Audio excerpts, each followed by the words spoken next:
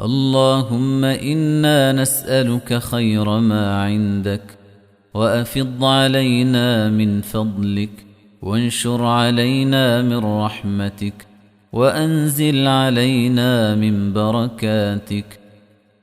اللهم إنا نسألك إيمانا يباشر قلوبنا، ويقينا صادقا حتى نعلم أنه لن يصيبنا إلا ما كتب الله لنا، وأن ما أصابنا لم يكن ليخطئنا، وما أخطأنا لم يكن ليصيبنا.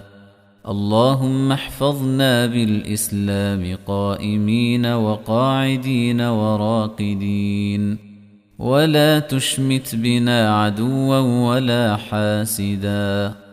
اللهم أصلح لنا ديننا الذي هو عصمة أمرنا، وأصلح لنا دنيانا التي فيها معاشنا، وأصلح لنا آخرتنا التي إليها معادنا، واجعل الحياة زيادة لنا في كل خير، واجعل الموت راحة لنا من كل شر.